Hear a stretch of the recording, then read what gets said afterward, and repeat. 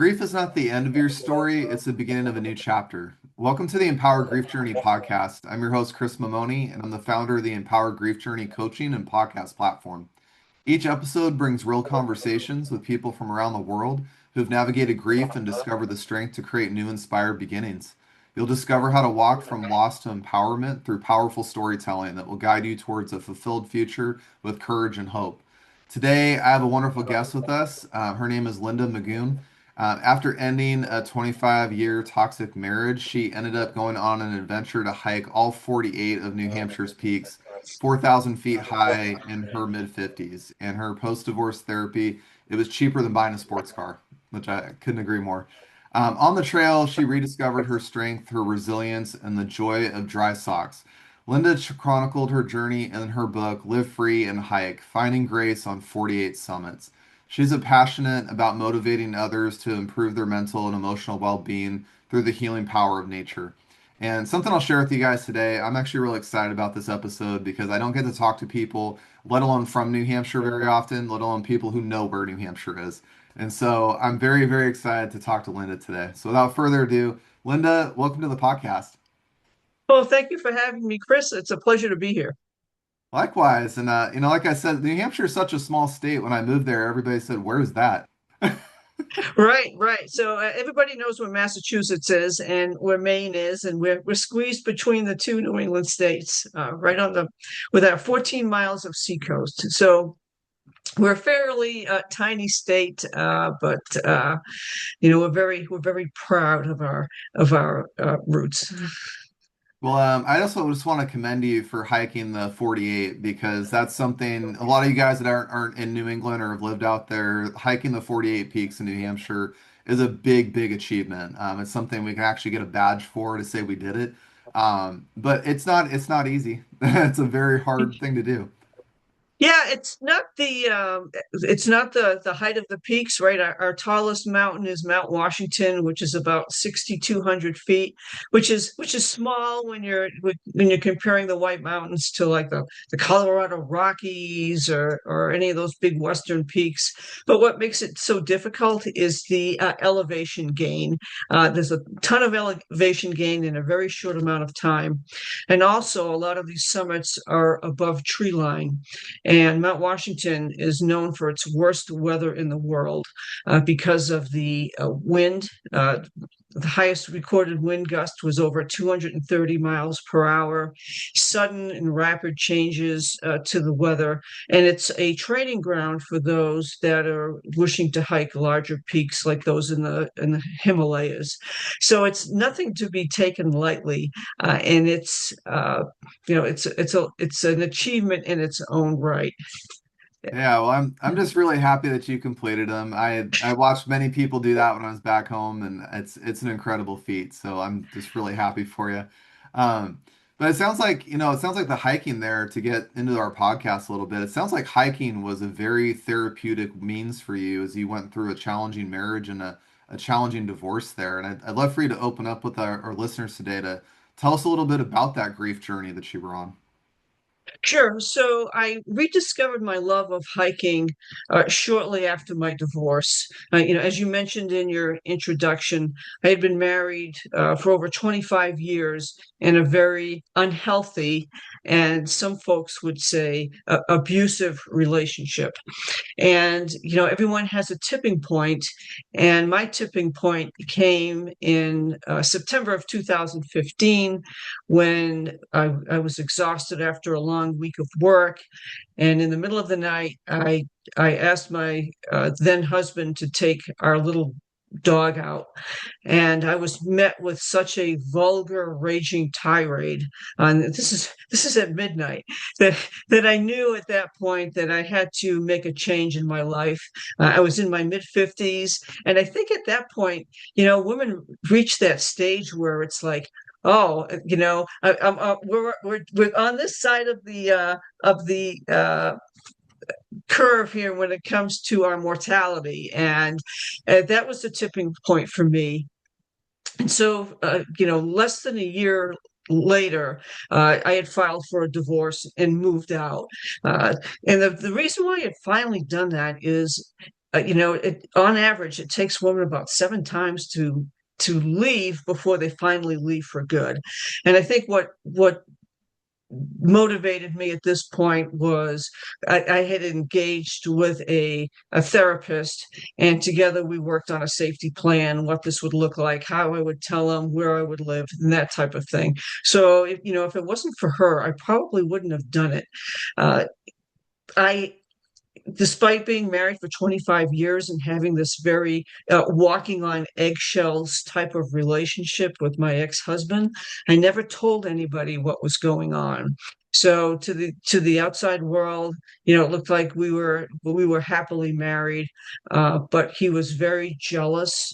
He was very insecure. I really didn't have a life of my own. As long as we were doing things together, it was fine. But if I wanted to do something on my own, or go out with friends. I had to work up the courage to tell him that. So after we were divorced, that's when I was, cleaning out the attic and trying to grab some stuff from my own little place, and I stumbled upon this old backpack, and I thought, man, it would be really nice to go out and go do some hiking again, and why not? I mean, I had the freedom now. I didn't have to ask for permission or work up the courage to tell them what I wanted. So I thought, oh, what the heck? I'm in fairly good shape. So I decided to hike this mountain in western New Hampshire. It's called Mount Moosilauke. I'm not sure if you've heard of it, Chris, but it kind of stands alone. It's got a significant portion of it is above tree line. And one sunny August day, I thought, you know what? Let's just do this. And so I did. It was an 8 mile round trip. I went by myself because I didn't have anybody to go with. I wouldn't even know who to ask. And so, when I got up there, I had this, awe-inspiring, spiritual, Julie Andrews twirling around Sound of Music moment. It was just so beautiful, the scenery and being in a place where, fewer than 1% of the population get to see. And I thought, man, this feels so good to do something that I wanted to do and to work my body and kind of get out of my head a little bit because I was, going through your own miniature grief journey after your divorce, kind of blaming myself. I thought I was a failure for leaving my marriage. My grandmother had always said, you made your bed, now lie in it till death do you part, type of thing. And I was feeling a little bit like a failure for leaving and divorcing my husband. And so hiking became sort of a way to process all those emotions. Because after 4 or 5 miles, all you're concentrating on is the next step and when can I get a break and when can I get a drink of water and that type of thing. So after I got back from that hike, I was thumbing through my White Mountain Guide, and I found out that there was a list of 48 4,000 footers. And if you complete this list, if you hike them all, you get rewarded with a tiny postage stamp patch and a certificate suitable for framing. And I thought, you know what? I want that. I would love that patch and I would love that certificate. So in my mid 50s, not really knowing what I was doing in terms of carrying the proper gear and wearing the proper clothing, I just set out to start doing it. It was just something to do on the weekends and occupied my time, and it gave me a goal. It gave me something to strive for, and so I began my journey by doing these hikes. That's really beautiful. And I love what you said too about, when you're out there hiking 4 or 5 miles in, and I've done some really hard hikes out in Washington where you're not thinking about anything else other than taking that next step and am I going to get where I want to go today or am I going to make it? It really allows you to separate out from a lot of those things. And I think for many people who go through trauma or divorce or these big life moments of change, that can be very therapeutic in many ways to reconnect to nature. Yeah, absolutely. I think just you don't have to hike a 4,000 footer or go to the Cascades or hike Mount Hood or wherever. I think mental health wise, just going for a walk outside, even if it's to your mailbox or to a park. I mean, if you're I think the important thing is to do something and just start. Uh, you know, and as you get stronger and feel better, then maybe you can go for longer walks. But yeah, you don't have to hike Mount Washington in February to gain the therapeutic benefits of being outdoors. Just a walk in the woods will do fine. Well, Yeah. I think what's unique about your journey too, going through marriage and divorce, I know in many ways our societal shift in belief systems has changed radically over the years, where divorce is now more talked about, more pronounced. People openly talk about it. Back in the day, in my grandparents' era, or even my mom's era for that matter, like you said, the family motto was, you made your bed, sleep in it. You got to deal with this for your life. And we kind of in a way force people into that mindset of even if you end up in a bad situation or one you don't like or one that doesn't make you comfortable or takes away from your life, you still just have to ride it out. You just have to do this. And that's got to be very, very hard to, have that mindset and to see today that, we're being a little more open to saying we can break free of these things and allow ourselves that freedom. And I love that you gave yourself that opportunity through hiking. Yeah, thanks. I mean, your listeners might be wondering, like, well, why didn't I leave earlier, right? If this was the way things were, why didn't I just leave earlier? And it's a great question, and the answer is complex and it's different for everyone. Part of the reason was I did take a vow, and I thought that I had to keep it. You know, I again I just felt like a failure. There was some shame, like nobody in my family had been divorced before, so there was some shame in that. Uh, none of my friends were divorced. Uh, you know, it, you know, there's sort of a stigma or a thought, right? Part of it was fear. How am I going to live on my own?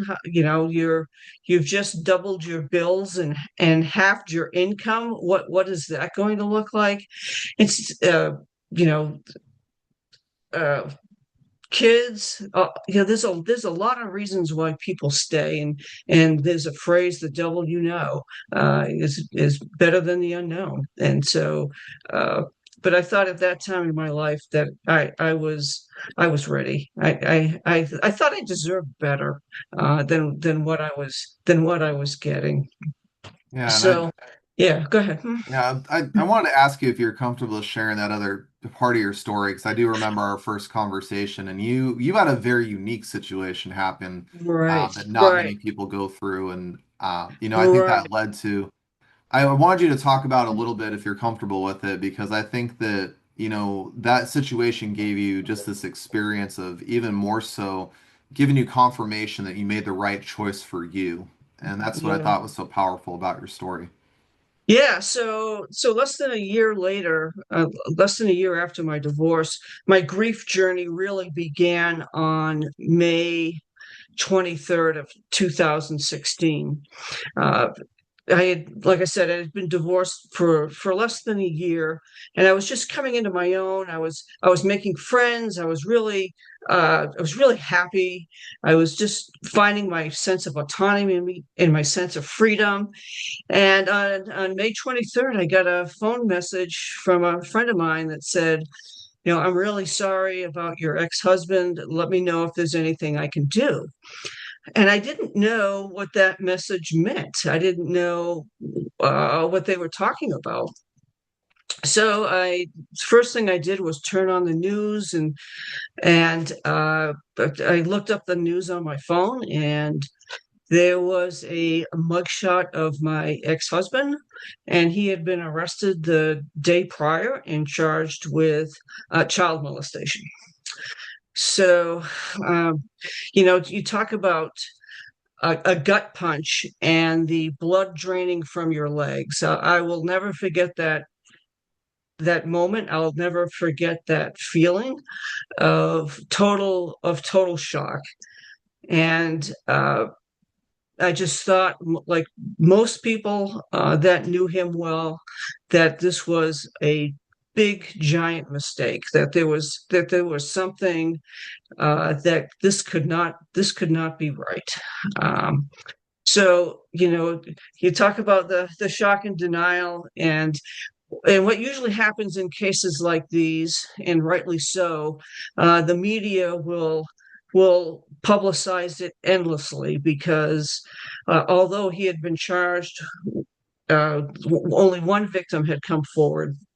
Usually in cases like this, there are multiple victims.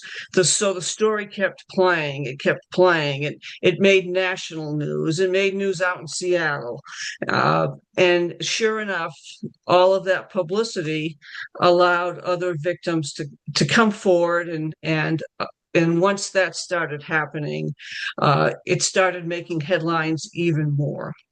So, you know, it the once that started happening, once there was another headline that said, there's more victims coming forward. One victim, you can think, well, maybe it was a mistake or something was, the investigation was flawed. But when multiple victims come forward, the denial starts to wear off, and then you start. I spent years looking for clues as to what did I miss, because this behavior, some of it was when we were married. So this was going on when we were married at his place of work, not at our house. And so even though that was happening, I just kept looking for what did I miss? Was these accusations were made when he wasn't even supposed to be at work. How did this happen? And I spent a lot of time thinking about clues that I could have strung together. And in the end, child molesters are very good at fooling us. You know, uh, I had no idea. His coworkers had no idea. Nobody knew, and that's part of their uh, MO, is that they're very good at leading this double life and gaining the trust of small innocent children. Uh, so I spent the next 3 years. That's how long the criminal process took. So, thankfully, I was engaged with a therapist at the time, but I found my particular grief journey, Chris, to be entirely unrelatable. I mean, there was just nobody to talk to about this. Uh, you know, I tried to look for support groups, and there were none.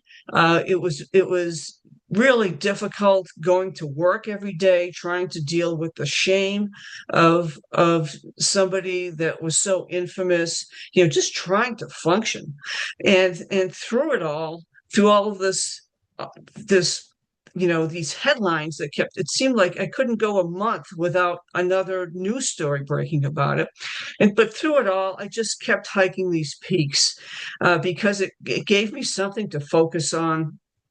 It provided me with an opportunity to kind of leave leave everything behind for a day or two, and kind of forced me to get out of my own head, and get outside. Um, you know, I'm sure your other guests have said this, but in my particular case, the grief journey was not linear for me. It wasn't like, oh, and now that I'm done with the shock and denial step, I'm going to move on to the anger step. No, it was none of that. It was huge bouts of sadness. And just when I was starting to feel better and do some self-care, another headline would emerge, and I would feel like crawling back under a rock again. It was just not linear for me, and I'm sure that's what your other guests have described it as well. And so, with the help of a life coach. The book talks a little bit about working with a life coach to kind of look forward and not back. The help of a therapist, the 48 peaks. This is how I managed to process the person that I was married to that was eventually convicted for these atrocious crimes. Some some I think some family members were very supportive. Uh, some were not, and I couldn't obviously I couldn't support him. I didn't go to any of the trials. I couldn't. There were three trials in all. I didn't testify. I wasn't a witness for the defense. I wasn't a witness for the prosecution. I was kind of in no man's land. There was just no place to go. There's just nothing. Families of perpetrators are victims, sort of, but they're not recognized by the criminal justice system. They're certainly been they have their own grief journey and they have their own emotions to process, but there's no advocacy or there's no support that I found, and Well, so it was very much a solitary grief journey for me. Yeah. Well, Linda, I appreciate you sharing that part of your story because you're a great example of what grief really looks like that people don't always see all the time. And I try to share with listeners all the time that grief is never linear. It's very up and down, or sometimes you take 5 steps forward to get yanked to 10 steps back. And to know that, you went through that divorce and you started getting life in a place where you were happy. You were starting to get in that, okay, I can find some happiness again. I can do this. And then all of a sudden that comes swinging in a year later, and it's almost like a real just yanks you right back into that painful moment of grief and loss. And that's where a lot of us get trapped in our grief in many ways, and it's understandable and it's relatable in many many ways. But I love your perseverance to continue to find that through hiking, to continuing to tell yourself, I need to give myself an opportunity to slowly take steps forward towards healing. And your story is one where I tell people in grief, you're never going to get over it. You're never going to move on fully. It doesn't work like that. But if you focus on small steps, and that's what I want listeners to take away from your story today, Linda's a powerful example of what it's like to take very small steps towards healing every day and doing one thing a day. And when we can give ourselves that much power, by the way, which might seem small or insignificant on certain days, it compounds over time. And you don't realize it, but you're doing more work by taking that one small step over taking a giant leap. And so I just really appreciate you sharing that part of your story, Linda. Well, thanks, Chris. I mean, you summarized it beautifully. It's true. Action is rewarded, and your small step may be to drink more water every day, and so you do that, and you feel good, and it's like, okay, well, maybe I'll have a salad now instead of going to the drive-through, and you do that, and you feel good. You eat good, you feel good, and it's really those really small steps uh, that that sometimes have the biggest impact, right? So, yeah, I mean, you're absolutely right. It's something you don't get over. You kind of get through it, and like that sand in the oyster, it's something that it'll always be there, but you grow and you learn and you are able to. There is I am on the other side, and I'm doing fine. I'm still hiking. I'm writing another book, and I'm just retired, and so there is life. There is life on the other side for sure. Well, tell us a little bit, Linda, as we start wrapping the podcast up. Tell me a little bit about the book that you wrote, and if you want to share with listeners and me today, what's this next book looking like for you? Yeah, sure. So that my first book is my memoir. It's called "Live Free and Hike: Finding Grace on 48 Summits," and the "Live Free and Hike" is a little nod to our state motto, which is "Live free and die or die."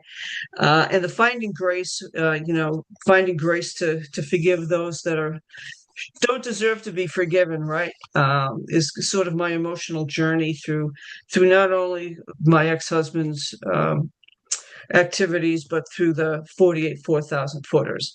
So while hiking these mountains, once I finished this list, I was kind of done with lists. I was just looking for something else to do or to hike, and I started working on uh, I started working on this other list called 52 of the View.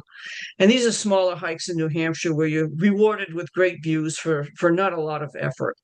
And so on one of these hikes, I uncovered the remains of an old DC-3 plane crash in Berlin, New Hampshire. And as I began my research, it became apparent that there was all these other historic aviation crashes in New Hampshire, some that you can hike to.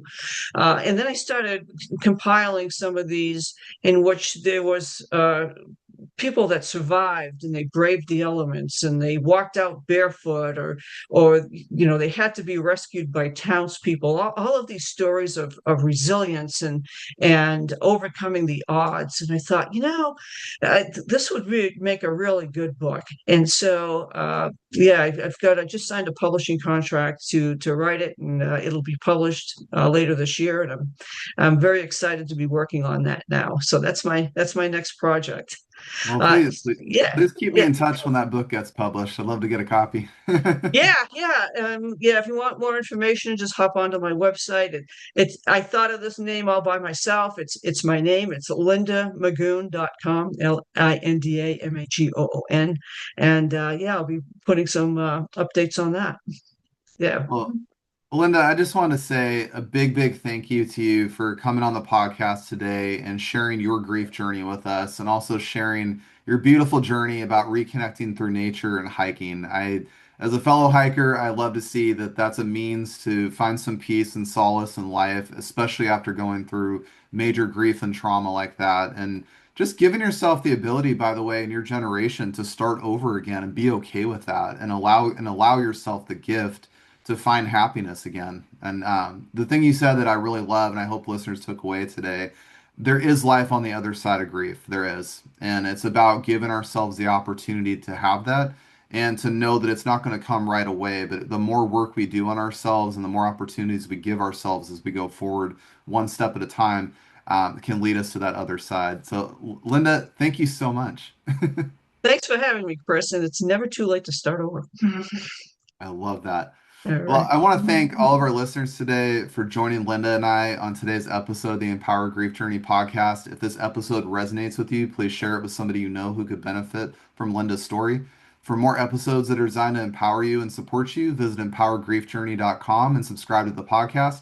You can find us on Apple and Podbean and YouTube. The Empower Grief Journey is all about honoring your journey, embracing your emotions, and finding strength in your own time.